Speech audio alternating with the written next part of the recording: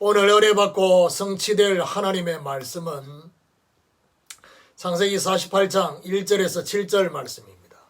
창세기 48장 1절에 7절 말씀.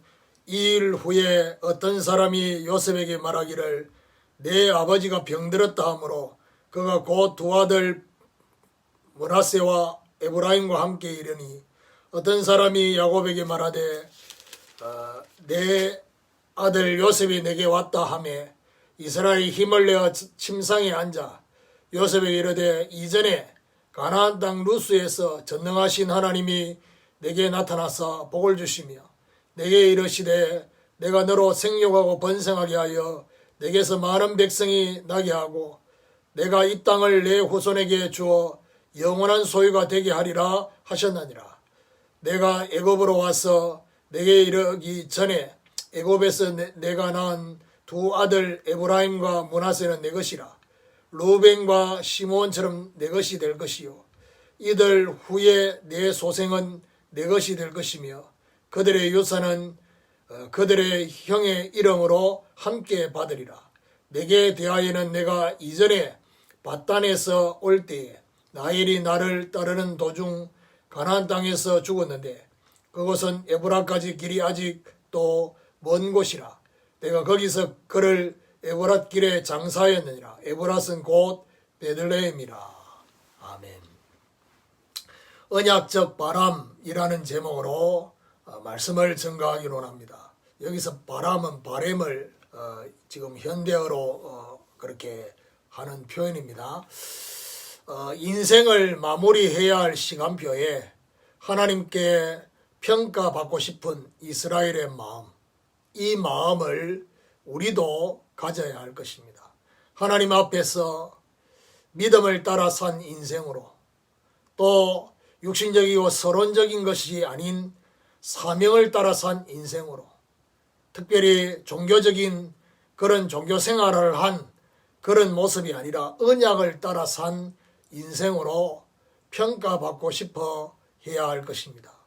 오늘 본문은 아버지가 병들었다는 소식을 듣고 요셉이 두 아들을 데리고 아버지를 만나는 장면이 오늘 본문에 나옵니다.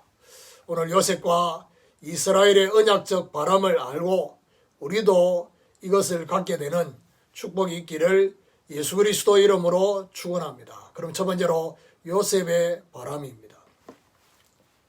1절을 보면 이 일 후에 어떤 사람이 요셉에게 말하기를 내 아버지가 병들었다 하므로 그가 곧 두 아들 므낫세와 에브라임과 함께 이르니 이스라엘이 요셉에게 유언과 같은 말을 남기고 난 이 일 후에 라는 의미가 오늘 1절로 시작됩니다.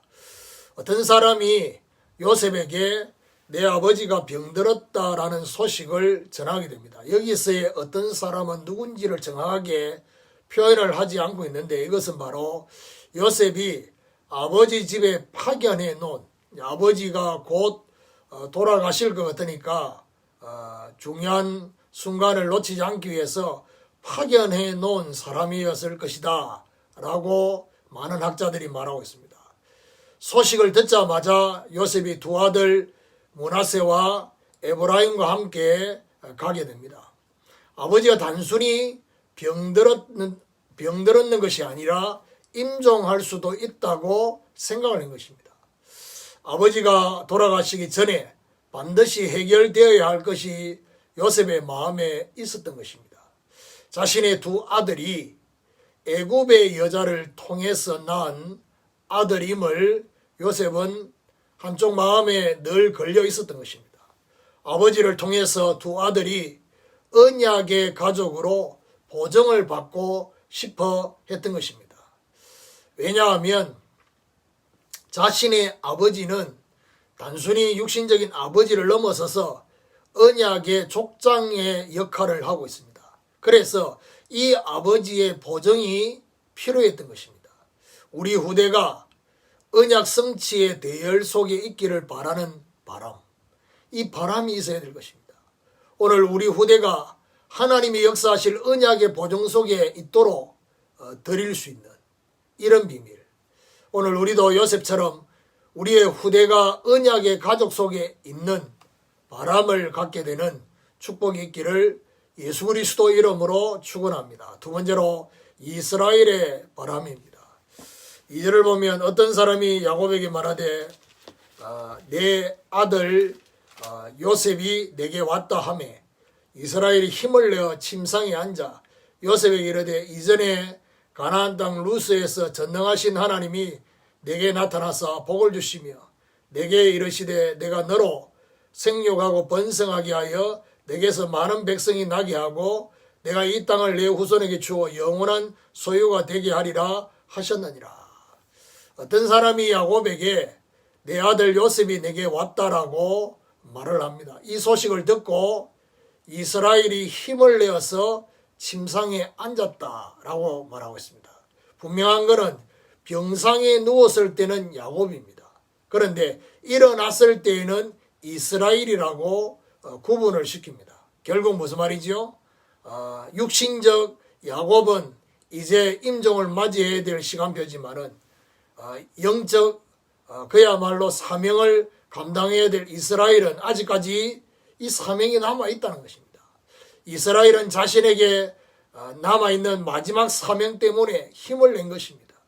요셉에게 자신이 체험한 하나님의 은혜, 그 은혜를 기억하면서 말합니다. 루스 곧 베델에서 나타나신 전능하신 하나님을 말하면서 하나님이 이 땅을 후손에게 영원한 소유가 되게 할 것이라고 말씀을 했다는 것입니다.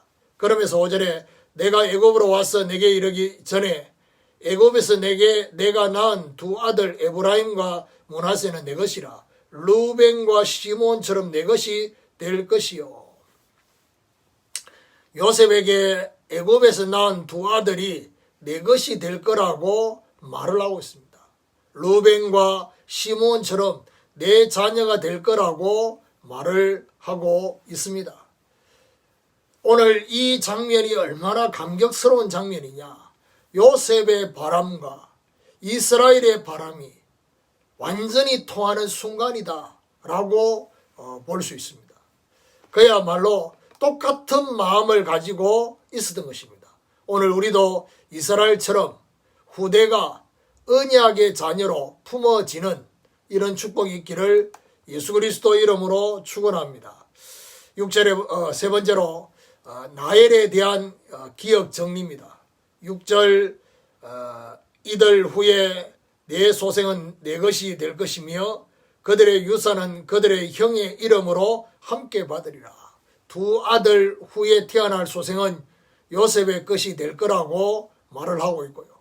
후에 소생의 유산, 다시 말해서 므낫세와 에브라임의 후에 태어난 그들의 유산은 그들의 형의 이름, 에브라임과 므낫세의 형의 이름으로 함께 받을 것이라고 말을 하고 있습니다. 결국 가나안 정복에 있어서 가나안 땅을 분배할 때 에브라임과 므낫세 지파에 이들의 동생들이 같이 합류하는 그런 모습을 볼 수 있습니다.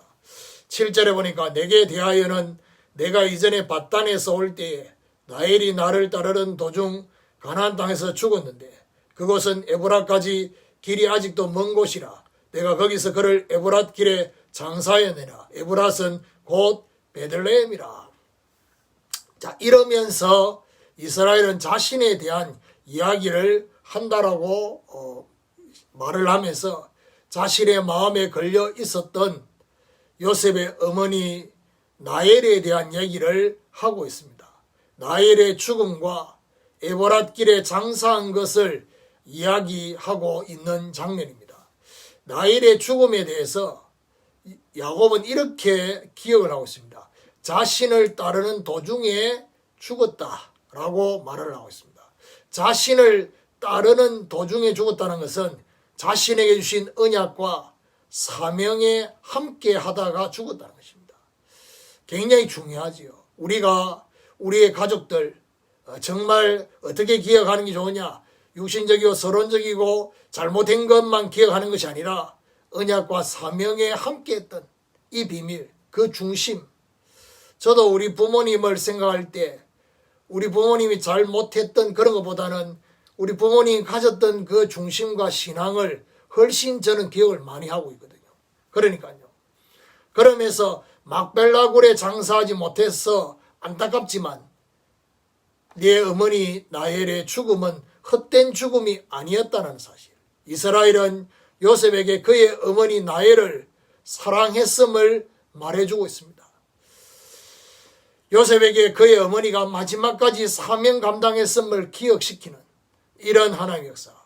오늘 우리도 가족에 대해서 하나님을 향한 중심을 기억하고 있는 이런 축복이 있기를 예수 그리스도 이름으로 축원합니다. 결론입니다.